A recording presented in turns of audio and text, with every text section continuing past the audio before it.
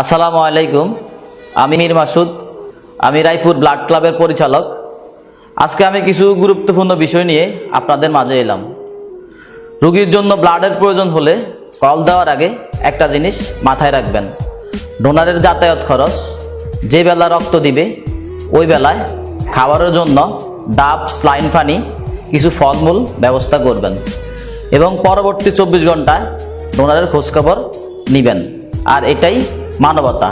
ডোনারকে আপ্যায়ন করার মতো সাধ্য যদি আপনার না থাকে তাহলে ডোনারের হাত ধরে দোয়া করে দিবেন, কারণ মহান আল্লাহ পাক তো সবই জানেন। এই শহরে যারা ব্লাড দেয় তারা বেশিরভাগই স্টুডেন্ট, ম্যাচে থেকে পড়াশোনা করে, প্রতিনিয়ত তারা ব্লাড দেয়। পরের দিন এক্সাম, তাও তারা ব্লাড দেয়।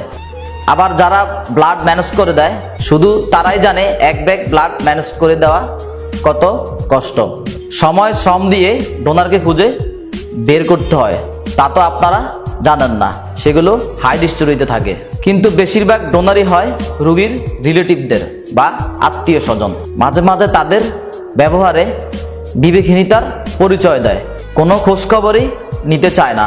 একজনকে দায়িত্ব দিয়ে দেয়, মনে হয় যে সকল দায়ভার ওই বেচারার। নিজের সম্মান রক্ষার জন্য হলো ডোনারকে কেয়ার করবেন, কারণ ওরা স্টুডেন্ট, কোনো জব করে না, হয়তো আত্মীয় স্বজন, নয়তো কারো পরিচিত, আর নয়তো মানবতার জন্য আপনাদের বিপদে ওরা ছুটে আসে। কিন্তু আপনারা তাদের মানবতার কোনো মূল্যই দেন না, তাদেরকে তুচ্ছ ভেবে চুপচাপ বসে থাকেন। ওই হারে আপনাদের পাশে থাকাটাই তাদের সবচেয়ে বড় বোকামি। হ্যাঁ, তারা মানবতার জন্যই রক্তদান করে, আপনাদের আন্তরিকতাই তাদের প্রাপ্য।